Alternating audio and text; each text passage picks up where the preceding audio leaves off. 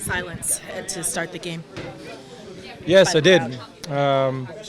I knew about it before, so I commend the ECS and Timbers Army.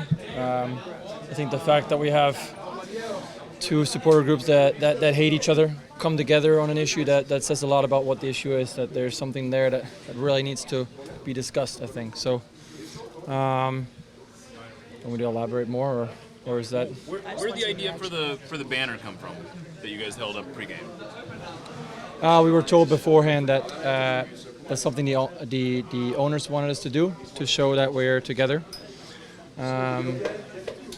I really don't know how much thought was put into that or whatever, but that's what we did.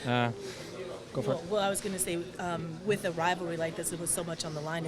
Was it hard at all to mentally switch to showing that kind of solidarity and being in that environment, but also needing to turn it on and get a win? No, I mean, for us, honestly, once that whistle blows, you're so consumed with the game, you're so switched on. I mean, I've played in front of 70,000 people, and it really doesn't make a big difference. I think obviously there's moments in the game where, when you feel the pressure, and then maybe the opponent's fans add a tiny bit of pressure on top of that. But switching on from it being almost no noise, I think for us players didn't make a big difference, because we know that our fans support us. Bernan, we know that. And I think we support them, that they're taking a stand. And I don't know how it looked on the TV, but I hope it had an impact, because obviously these are, it's a big draw of these games is the atmosphere and the emotions. And I think they got their point across, I hope. Can you talk about collectively the defensive side of things for you, not just the back 4 or 6, but all 10 in front of you, what they did defensively against a very tough team here at Providence Park? Yeah, I mean, things got difficult at the end there, but it was about doing the little things and keep trying to do the little things. Whether it was when they maybe played a negative ball, can we just grab a couple inches? Can we grab a couple of feet?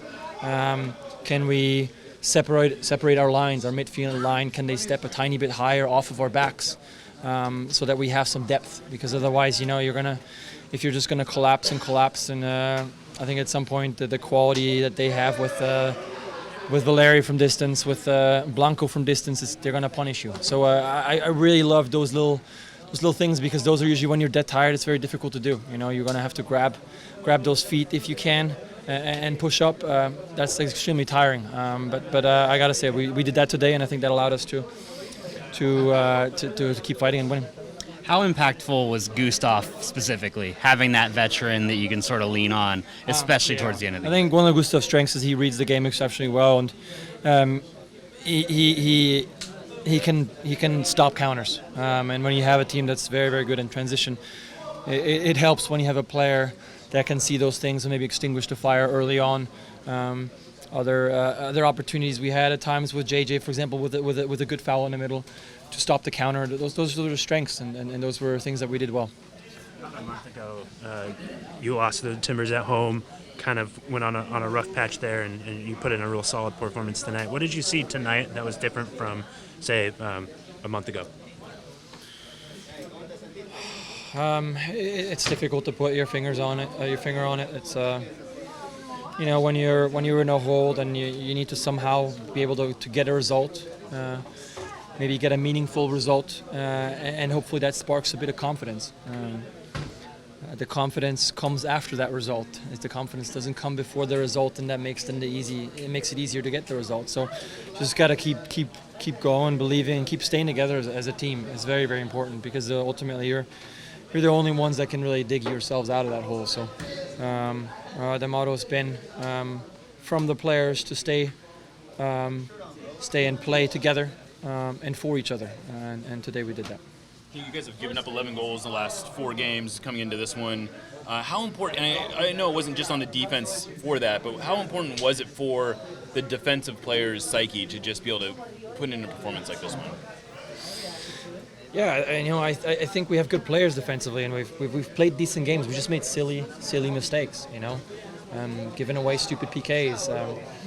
Not really closing down when we think, okay, we got we're going to be able to deny the cross and then kind of step off the pedal and then allow a cross. Just little mental errors, I think. For the most part, we've been okay, but it's just we've been punished for those mental lapses a lot of times. So today was a fight, and like I said, I think what I saw is the willingness, and I take that as that example that I gave with taking a couple of feet whenever you can. It's the willingness to do the extra, and I think in the end that comes through. Was that coming together as a group symbolized by everybody together hosting that cup in front of your home, in front of the traveling squad? We told the coaches to come over. We told especially all our other staff, our supporting staff to come over. Massage therapists or trainers or equipment people. They're all in this with us, and they put in a ton of effort to make this team tick. So we appreciate everything that they do. So we wanted to make sure that they were involved.